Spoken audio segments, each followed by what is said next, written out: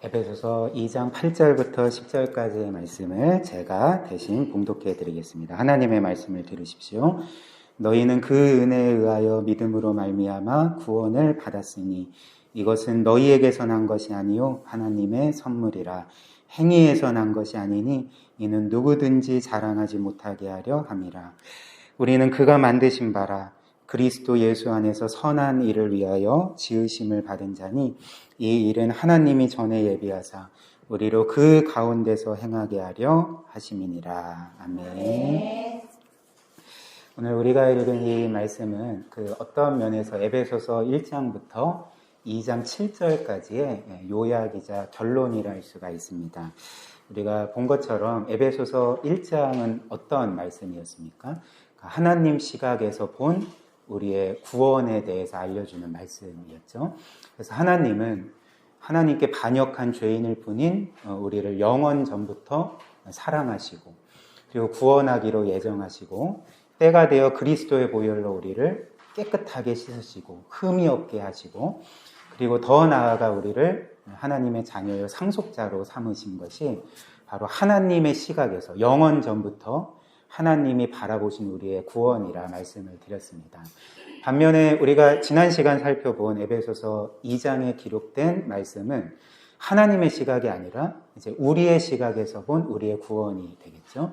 그래서 1절 말씀처럼 우리는 구원받기 이전에 죄와 허물로 죽은 자들이었습니다. 영적으로 죽어버려서 하나님을 인정하지도 않고 믿지도 않고 하나님을 무시한 채 마치 이 세상이 나에게 전부인 것처럼 끝인 것처럼 나의 모든 행복인 것처럼 이렇게 살아갔던 것이 바로 전에 죄와 허물로 죽었던 모든 사람들의 상태가 되는 거죠.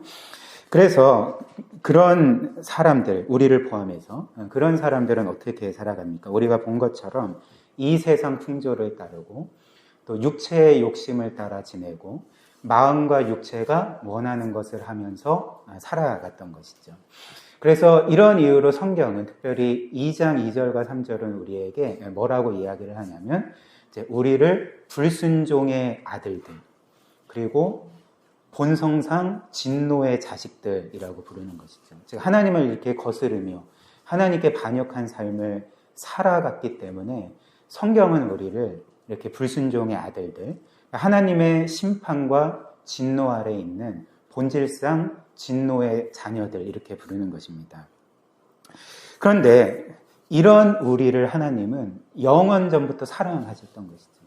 지극히 우리를 사랑하시고 그리고 이런 우리를 위해서 그 동일하신 무한한 영광의 하나님이신 예수 그리스도 그분의 아들을 우리를 위해 아낌없이 내어주심으로 우리를 구속하셨다라는 것이 성경이 우리에게 선언하는 복음의 핵심 내용이라 할 수가 있습니다. 그래서 바울은 이에 대해서 결론을 내리면서 뭐라고 합니까? 오늘 읽은 8절과 9절 말씀처럼 이렇게 말하는 거죠. 너희는 그 은혜에 의하여 믿음으로 말미암아 구원을 받았다. 그래서 이것은 너희에게서 난 것이 아니요. 이는 무슨 말입니까? 그러니까 구원의 원인이 너희에게 있지 않다. 하나님께만 있다. 그렇기 때문에 이 구원은 하나님의 선물이고 9절 행위에서 난 것이 아니니 이는 또 무슨 말일까요? 그러니까 너희는 구원에 있어서 한 일이 아무것도 없고 하나님께서 행하신 일로 인해서 그리스도께서 너희를 위해 행하신 모든 일로 인해서 너희는 구원을 받은 거다. 그렇기 때문에 9절 마지막에 이는 누구든지 자랑할 수가 없다. 이렇게 말하는 거죠. 즉 구원은 우리에게서 난 것도 아니고요.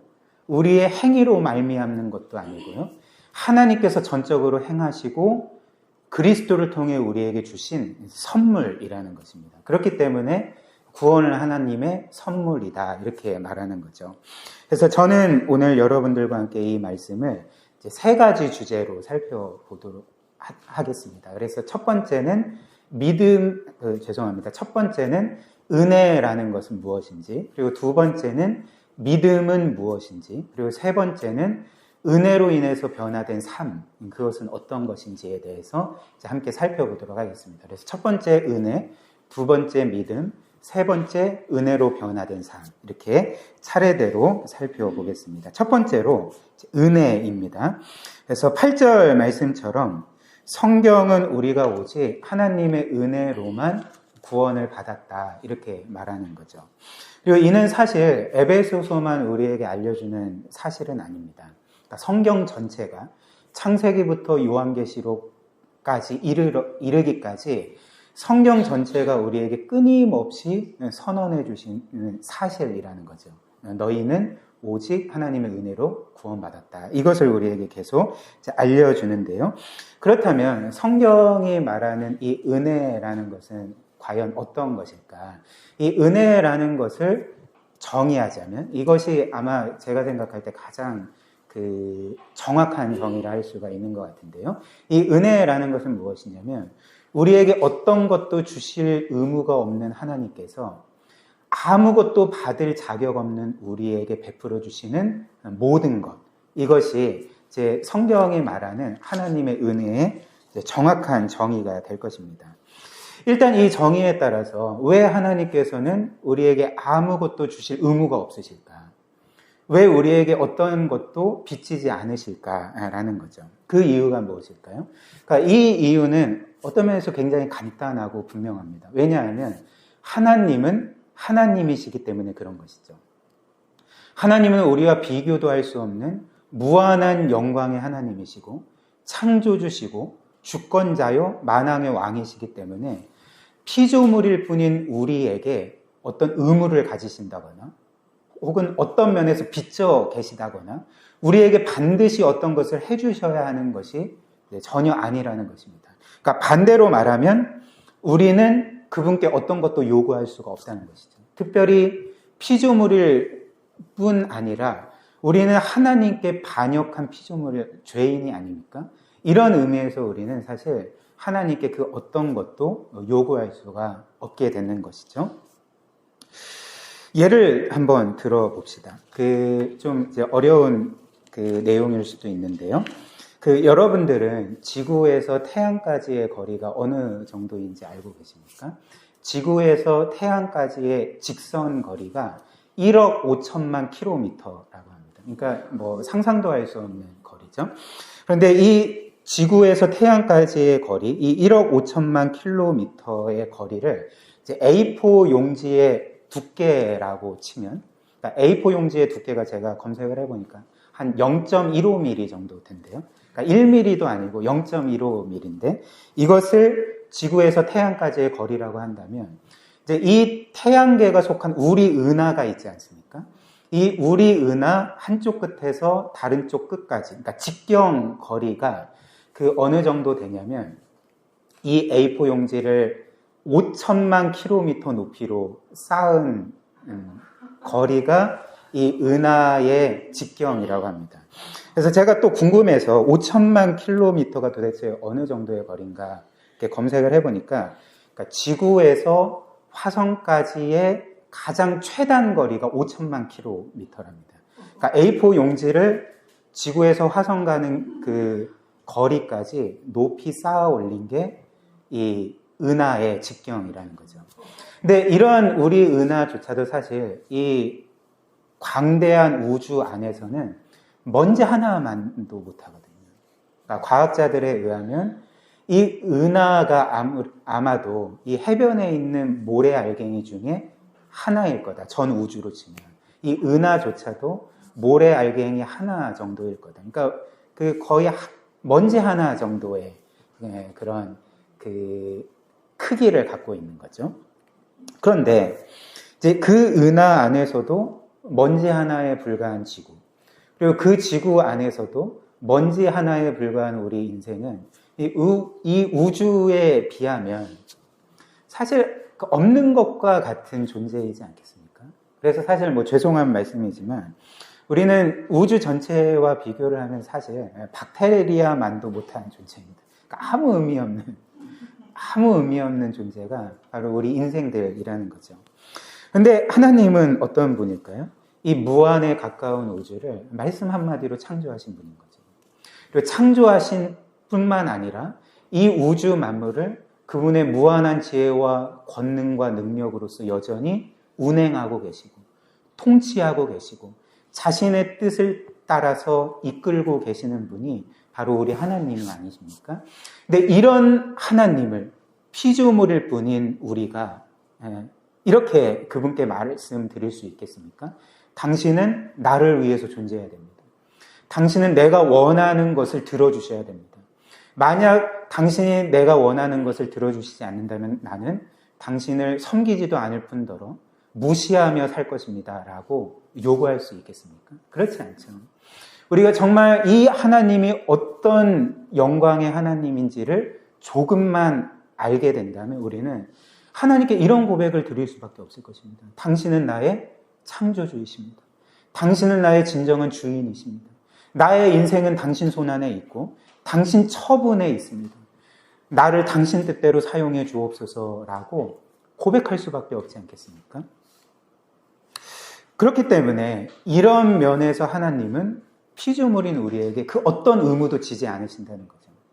어떤 빚도 지지 않으시고 그리고 우리에게 뭔가 잘해 주셔야 될 어떤 의무도 그분에게는 없으시다는 것입니다. 그리고 우리 편에서도 그분께 어떤 것을 요구할 수 있는 그런 처지가 아니라는 것이죠.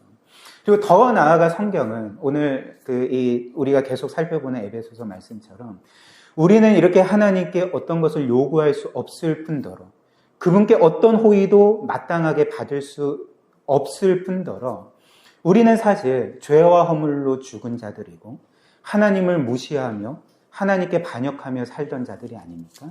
그렇기 때문에 우리가 하나님께 받을 수 있는 유일한 것이 있는데 바로 하나님의 진노와 심판밖에 없다는 것이죠. 그러나 오늘 성경이 우리에게 알려주는 이 은혜라는 것은 무엇입니까? 이렇게 어떤 것도 주실 의무가 없는 하나님께서 그분에게 아무것도 받을 자격이 없는 우리를, 특별히 그분을 무시하며 살고 그분의 뜻을 거스르며 살며 마치 내가 이 세상의 중심인 것처럼, 내가 마치 하나님 같은 존재인 것처럼 그분께 반역하며 살던 우리를 위해서 아무것도 주실 이유가 없는 하나님께서 자신의 전부를 주신 것이 성경이 우리에게 말하고 있는 은혜라는 것이죠. 심지어 우리를 사랑하셔서 그분의 가장 사랑하시는 아들까지 아낌없이 십자가 죽음에 내어주신 것이 바로 성경이 우리에게 말하는 하나님의 은혜라는 것입니다. 사랑하는 여러분, 여러분들은 하나님께 이런 대우를 받을 만한 자격이 있으십니까? 하나님께서 여러분들을 이렇게 선대하시고 호의를 베푸실 만한 의무가 있으십니까? 심지어 여러분들이 생각하시기에 이 무한한 영광의 하나님께서 나 같은 죄인을 위해서, 먼지 하나만도 못한 나 같은 자를 위해서 자신의 동일한 영광을 가지신 그 아들 예수를 십자가에 처참하게 죽임당하도록 내어주신 것이 과연 그분에게 합당한 일이 되겠습니까? 우리는 그 답을 알고 있죠. 이런 일들은 결코 일어날 수 없고, 만약에 어떤 사람이 이런 이야기를 제3자의 입장에서 듣는다면 이건 부당하다라고 생각을 할 것입니다. 그러나 이런 부당한 일을, 말도 안 되는 일을 하나님은 그분의 전적인 은혜로서 우리를 정말 사랑하시는 것을 너무나도 기뻐하신 나머지 그분의 외아들을 주시고 외아들 안에서 우리에게 모든 것을 주신 것이 오늘 성경이 말하는 너희의 구원은 너희의 행위에서 나온 것도 아니고 너희에게서 나온 것이 아니라 하나님의 전적인 은혜이고 하나님이 너희를 기뻐하시고 사랑하사 너희에게 주신 선물이다 라고 이제 말씀하고 있는 것입니다. 이것이 바로 성경이 우리에게 말하는 믿음의 본질, 그리고 복음의 핵심 내용이라는 것이죠. 그렇다면 두 번째로 우리가 이제 믿음을 살펴보겠습니다. 이렇게 구원이 하나님의 전적인 은혜요, 이제 선물이라면, 그리고 오늘 이 8절과 9절 말씀처럼 우리의 행위에서 나온 것도 아니고 우리에게서 나온 것이 아니라면 우리는 그러면 그냥 가만히 있으면 이 은혜로 인해서 구원을 받을 수가 있는 것인가? 그렇지 않죠. 하나님께서 이 구원을 우리에게 은혜로 주신다 할지라도 우리는 그것을 받아들여야 한다는 것입니다. 이것을 받지 않으면 구원을 받을 수가 없는 것이죠. 그렇기 때문에 하나님의 이 지극히 크신 사랑과 이 구원이라는 선물을 우리가 받아야 되는데 그 선물을 받는 것을 성경은 이제 믿음이라고 하는 것이죠. 이것이 바로 믿음입니다. 그래서 8절 한번 다시 보십시오. 이렇게 말하죠. 너희는 그 은혜에 의하여 믿음으로 말미암아 구원을 받았으니, 이렇게 말하는 것입니다. 즉 성경은 우리의 구원이 하나님의 은혜라고 분명히 말하지만 동시에 우리의 구원은 은혜로만 이루어지는 것이 아니라 이제 믿음으로 말미암아 이루어진다, 이렇게 말을 하는 것입니다. 그렇다면 이는 무슨 말일까요? 그러니까 우리 편에서 하나님께서 은혜로 그 구원을 선물로 주신다 할지라도 우리 편에서 그 선물을 믿음으로 받지 않으면 우리는 결코 구원받을 수가 없다는 것이죠. 그렇다면 이제 이 믿음으로 구원받는다는 것이 정확히 어떤 의미인지를 우리가 살펴보고자 하는데요. 일단 저는 여러분들과 함께 이 성경이 말하는 믿음으로 구원받는 것이 아닌 것을 먼저 살펴보도록 하겠습니다. 성경이 말하는 믿음으로 구원받는 게 아닌 것은 무엇일까요? 일단 그것은 우리가 믿음으로 구원받는다고 할 때 우리의 믿음의 훌륭함 때문에 구원을 받거나 우리의 믿음의 완전함 때문에 구원을 받는다는 것이 아니라는 것이죠. 즉 우리는 아마 과거에 이런 생각을 해보신 분이 계실 텐데, 내가 믿음으로 어떻게 구원받게 될까? 내가 좋은 믿음을 가져야지. 내가 훌륭한 믿음을 가져야지. 그리고 내가 아무런 의심도 없는 완전 무결한 믿음을 가져야지 내가 구원을 받는구나. 그래서 내가 이런 믿음의 훌륭함과 완전함을 갖고 있으면 그때 하나님이 나를 보시고 그래 됐다. 이제 너의 믿음이 완전함에 이르렀구나. 너의 믿음을 보고 내가 너를 구원해 주겠다. 이렇게 하시는 건가가 아닌 거죠. 그러니까 이것은 사실 성경이 말하는 믿음으로 구원받는 게 아닌 것입니다. 만약에 이런 식으로 구원을 받는다면 그 구원은 하나님의 은혜가 아닌 거죠. 그리고 우리의 행위에서 나온 우리의 자격 공로로 우리의 믿음의 훌륭함으로써 구원을 받는 거니까 그거는 결국 하나님의 힘이 아닌 내 힘으로 자력 구원을 받는 것과 같다는 것입니다. 그래서 이게 이제 믿음으로 구원받는 게 아닌 거죠. 그렇다면 성경이 말하는 믿음으로 구원을 받는다는 것은 이제 어떤 것을 말하는 것일까? 이제 그것은 나는 이렇게 하나님께 그 어떤 사랑도 받을 자격이 없고 하나님께 단 하나의 호의도 받을 수 없고 도리어 내가 하나님께 반역한 죄로 인해서 하나님의 진노와 심판을 받아 마땅하지만 그럼에도 불구하고 하나님은 나를 사랑하시고 또 나를 위해 예수 그리스도를 죽이시고 나의 모든 죄값을 치르셔서 나에게 구원의 선물로서 이 은혜를 주신 것을 나는 아무 자격 없이 받습니다. 나는 그 하나님의 은혜를 정말 빈손이지만 나에게는 어떤 의로움도 없고 나에게 있는 것은 죄밖에 없지만 하나님의 은혜의 선물을 감사함으로 받아들입니다. 라는 고백을 하는 것이 이제 믿음으로 구원받는다는 의미가 된다는 것입니다. 그래서 이런 이유로 8절이 이 구원을 하나님의 선물이라고 하는 거죠. 여러분들이 생각하는 선물은 어떤 것입니까? 물론 이 세상에서 선물이라는 것은 뭔가 내가 저 사람에게 잘 보이기 위해서 그리고 내가 선물을 줌으로써 그에게 뭔가를 얻어내기 위한 의도로서 주는 것도 사람들이 보통 선물로 말하지만 그러나 순수한 의도로 주는 선물은 사실 대가를 바라지 않고 그냥 주는 것이 선물이지 않습니까? 그러니까 값을 치를 필요도 없고 대가를 치를 필요도 없는 그러니까 받는 입장에서는 그냥 감사함으로써 받는 게 선물인 거죠. 예를 들면 그 전에 대제가 저한테 말해주기를 그 천체만원경으로 그 하늘을 보는 것, 그러니까 별을 보는 것을 굉장히 이제 즐거워한다. 저한테 그렇게 말을 해주더라고요. 그래서 제가 그러면 너가 찍은 별 하나 한번 사진으로 보내달라 했더니 그 토성을 찍은 사진을 저한테 보내주는 거예요. 근데 진짜 이렇게 테두리가 있는 굉장히 아름다운 그 토성의 사진을 저에게 보내준 적이 있습니다. 그래서 어찌됐든 이건 이제 가정인데 내가 대제가 천체만원경으로 별을 보는 것을 좋아한다는 것을 아니까, 내가 또 대제를 사랑하고 좋아하니까, 대제를 위해서 선물을 좀 준비해야 되겠다 해서 저의 전 재산을 팔아서 그래서 수천만 원짜리 천체만원경을 사서 예쁘게 포장해서 대제에게 선물로 준다고 합니다. 저도 몇 천만 원 정도는 있습니다. 어찌됐든 이제 그 모든 재산을 팔아서 이렇게 정말 고가의 천체만원경을 사서 예쁘게 포장해서 대제에게 이렇게 선물로 준다고 한번 해봅시다. 그렇다면 여러분들이 생각하기에 대제는 이 선물을 받을 자격이 있습니까? 그렇지 않죠. 그러니까 몇만 원짜리 선물이라면 받을 자격이 있을지도 모르겠지만 사실 이 수천만 원짜리 천체만원경을 받을 자격이 있다, 이렇게 말할 수는 없을 것입니다.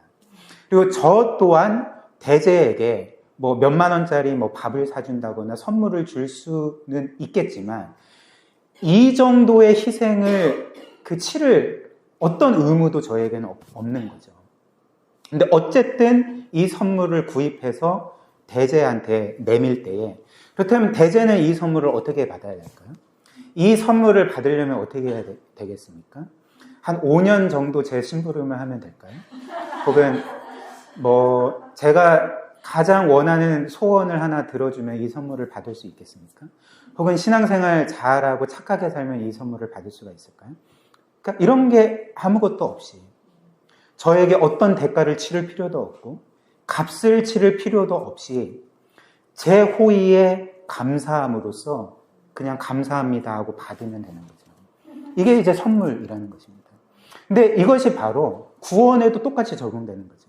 그러니까 구원이 하나님의 선물이라고 할 때 우리가 값을 치를 필요도 없고 대가를 치를 필요도 없고 뭔가 내가 하나님의 뜻대로 올바르게 살기 때문도 아니라 도리어 우리는 그 하나님의 뜻을 거스르며 살며 오히려 하나님의 선물이 아닌 진노와 심판받고 하나님께 버림받아 마땅한 우리임에도 불구하고 하나님은 우리를 지극히 사랑하셔서 그분의 아들의 생명값으로 마련하신 이 선물을 우리에게 내미실 때 우리는 그저 감사함으로 그리고 마음의 감격함으로 받으면 된다는 것입니다. 이게 전부라는 거죠. 그래서 이를 잘 보여주는 찬송가가 있는데요. 여러분들도 잘 아시는 만세반석 열리니라는 그 찬송가 494장 찬양입니다. 그래서 저도 굉장히 사랑하는 찬양인데 그 찬양의 3절 가사가 이렇습니다. 제가 적어드렸는데요. 이렇죠. 빈손 들고 앞에 가 십자가를 붙드니 의가 없는 자라도 도와주심 바라고 생명샘에 나가니 나를 씻어주소서. 빈손 들고 앞에 가 십자가를 붙드니 의가 없는 자라도 도와주심 바라고 생명샘에 나가니 나를 씻어주소서. 저는 이 찬양이 우리 죄인들이 그리스도를 믿는다는 것이 정확히 어떤 의미인지를 너무나도 선명하게 알려주는 찬양이라고 생각을 합니다. 일단 이 가사의 그 내용처럼 우리가 그리스도를 믿는다는 것은 어떤 것을 의미할까요? 그러니까 단순하게 말하면 우리가 빈손 들고 하나님께 나아가는 것을 의미하는 거죠. 빈손 들고 예수 그리스도의 십자가에 나아가 그 십자가를 붙드는 게 믿음이라는 것입니다. 그래서 이것이 바로 그 어떤 면에서는 이런 고백을 하나님께 드리는 거라는 거죠. 이 믿음이라는 것이. 이런 고백입니다. 주님, 저는 주님께 내세울 수 있는 것이 아무것도 없습니다. 저는 주님이 받으실 만한 의로움이 아무것도 없고 제가 주님께 가지고 나아갈 수 있는 것은 저의 무수히 많은 죄악밖에 없습니다. 그러나 저는 이런 상황에서 빈손 들고 하나님께 주님께 나아갑니다. 저의 자격, 공로가 아닌 다만 저의 무수한 죄를 들고 주님께 나아갈 때 주님께서 십자가에서 흘리신 보혈로 저를 깨끗하게 씻어주시고 저를 의롭다 선언해 주시고 저를 완전히 받아주옵소서. 이것이 바로 빈손 들고 나아가 예수 그리스도의 십자가를 붙드는 그런 믿음의 고백이라는 거죠. 사랑하는 여러분, 여러분들의 삶 가운데, 신앙생활 가운데 이런 고백이 있으십니까?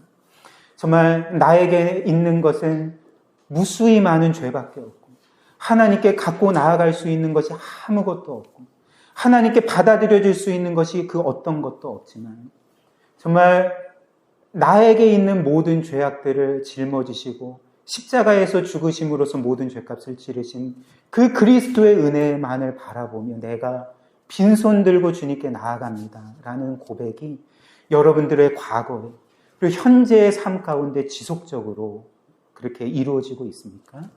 이런 고백이 우리의 삶 가운데 있다면, 내가 정말 이런 고백을 주님께 진실하게 드릴 수가 있다면 우리 하나님께서는 이미 그리스도 안에서 우리를 하나님의 자녀로 삼아주신 것을 우리가 확신할 수가 있게 되는 것이죠.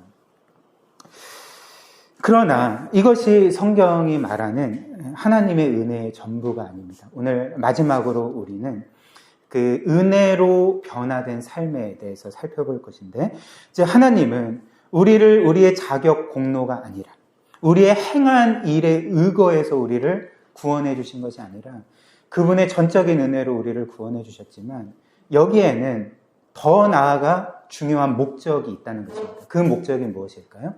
바로 그 은혜로서 우리를 변화시키시는 거죠. 그래서 이후에 변화된 삶을 살아가게 만드는 것이 하나님이 우리에게 은혜를 주신 목적이라는 것입니다. 그리고 이를 잘 보여주는 것이 10절인데요. 우리 10절 말씀 다 같이 한번 읽어봅시다. 우리는 그가 만드신 바라 그리스도 예수 안에서 선한 일을 위하여 지으심을 받은 자니 이 일은 하나님이 전에 예비하사 우리로 그 가운데서 행하게 하려 하심이니라. 그래서 이 말씀에 따르면 하나님께서 우리를 은혜로 구원하신 것은 이제 우리가 어떤 영원한 죽음과 심판의 두려움 없이 자유롭게 우리 뜻대로 우리 마음대로 살거라라는 의도에서, 그런 목적에서 우리를 그 은혜로 구원하신 것이 아니라는 것입니다.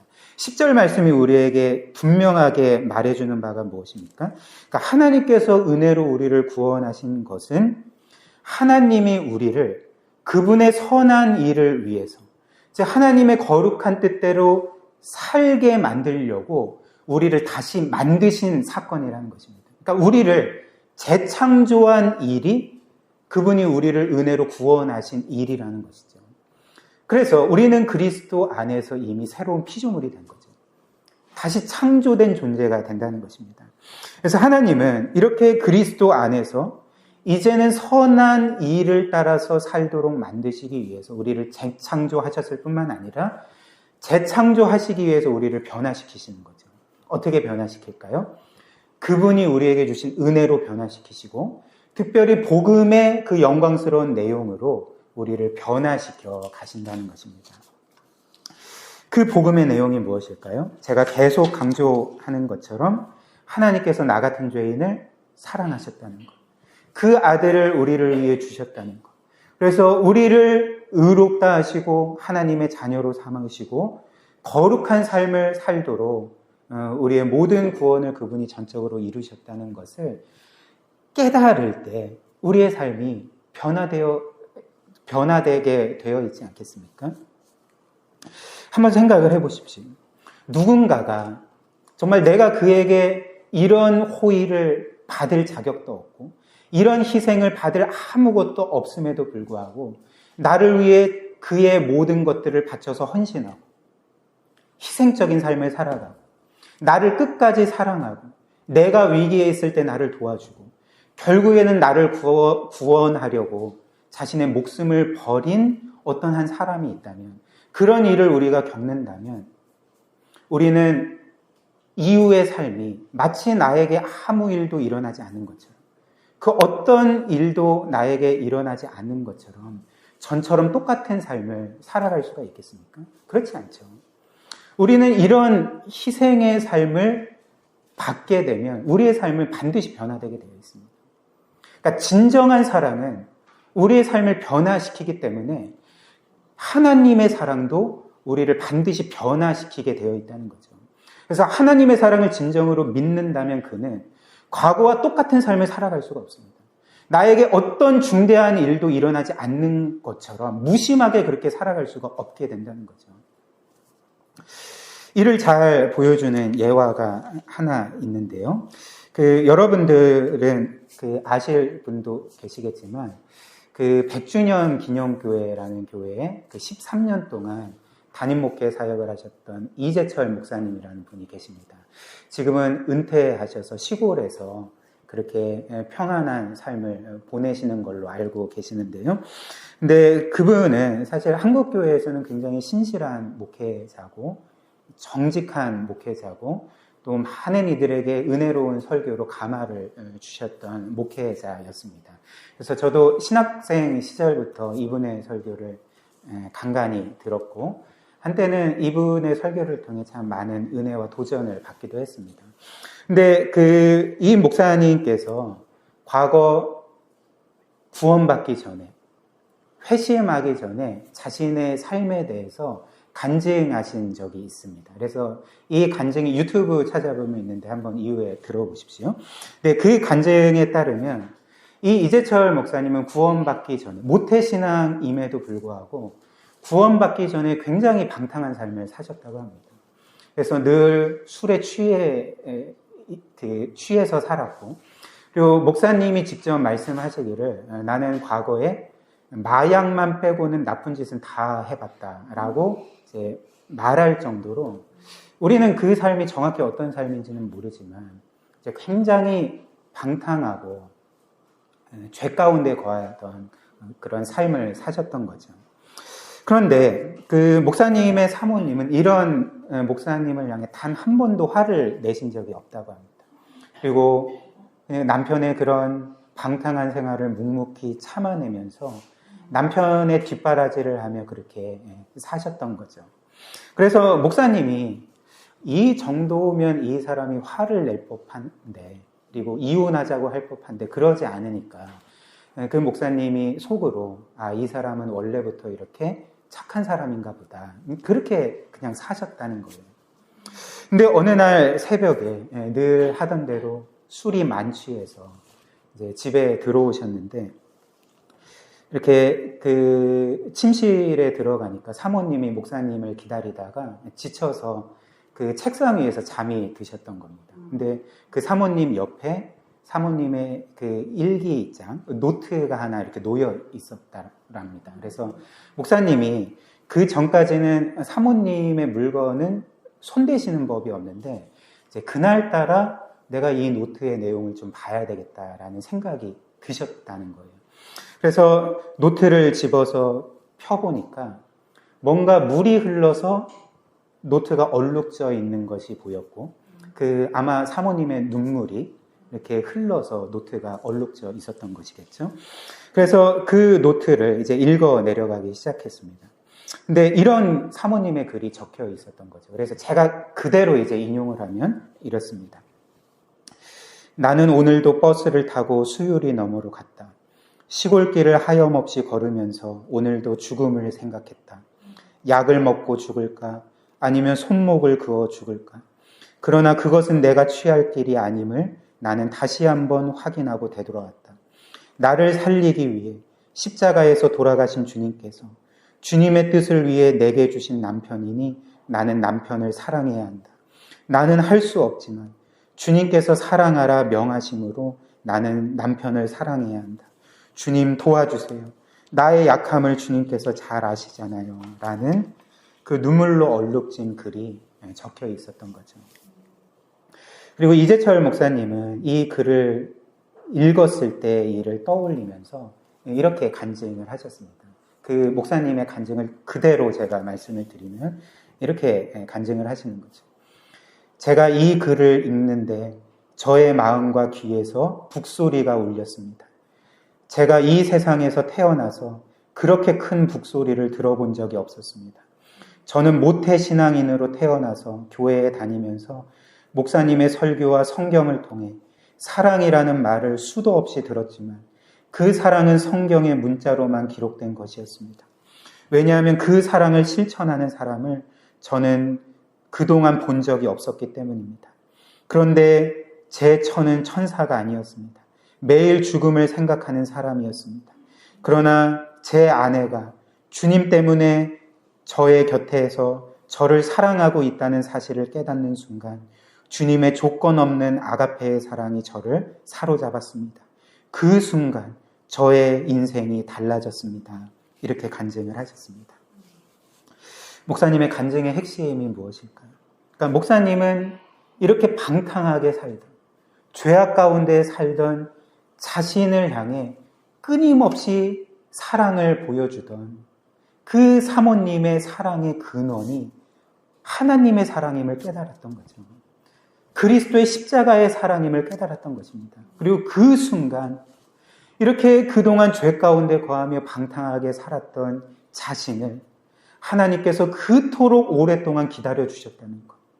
그리고 그분의 아내에게 주셨던 그 사랑을 자신에게 베풀어 주셨다는 것을 깨닫고 그 하나님의 사랑으로 인해서 삶이 변화되어서 방탕한 자에서 하나님의 성도로 거듭나게 되었던 것이죠. 그리고 그 이후에 서원에서 평생을 목회자로 사셨던 것입니다. 사랑하는 여러분, 이는 우리에게도 마찬가지 아닙니까? 하나님은 우리 모두를 차별 없이 사랑하시는 분이십니다. 즉 똑같이 사랑하시는 분이라는 것은 우리는 신앙생활을 하면서 종종 이런 생각을 할 때가 있습니다. 하나님은 신앙생활을 잘하는 저 사람은 나보다 더 많이 사랑해 주실 것 같고 신앙생활을 못하는 나는 사랑해 주시지 않거나 덜 사랑해 주시는 것 같다. 혹은 나를 그냥 방치해 두시는 것 같다라는 생각을 하실 때가 있을 것입니다. 그러나 그렇지 않죠. 성경이 우리에게 말하는 바가 무엇일까요? 하나님은 그 누구도 차별 없이 사랑하신다는 거죠. 그 누구도 차별 없이 대하시고 차별 없는 은혜를 베푸시고 차별 없는 사랑을 베푸신다는 것입니다. 왜 그럴까요? 이것을 우리가 어떻게 알 수 있을까요? 그러니까 하나님께서는 우리 모두에게 그 사랑의 대가로서 그분의 아들의 생명을 똑같이 우리를 위해 치르셨기 때문에 그런 것이죠. 저 신자가 아닌 나만을 위해서 그 아들을 주신 것이 아니라 저 신자와 나에게 동일하게 그분의 아들을 십자가 죽음에 내어주셨기 때문에, 즉 나와 저 신자에게 동일한 그 무한한 희생을 하나님은 치르셨기 때문에 하나님은 저도 그렇고 여기에 계신 모든 우리 사랑하는 지체들에게도 똑같은 사랑, 똑같이 무한한 사랑, 똑같이 무한한 희생을 치르셨다는 것입니다. 그러니까 우리 모두를 이렇게 사랑하시는 거죠. 그렇다면 오늘 이 예화에서 든 이재철 목사님에게 주신 사랑과 저에게 주신 사랑과 여러분들에게 주신 사랑이 차이가 있겠습니까? 이 세상에서 극적인 회심을 경험하고 놀라운 신비한 경험을 하고 놀라운 사랑을 체험한 사랑과 우리가 다른 사랑을 받은 것이 아니라 하나님의 동일한 사랑을 받았다는 것을 기억할 때 우리는 이 사랑을 정말 믿는다면 우리의 삶은 과거와 반드시 달라지게 되어 있다는 것입니다.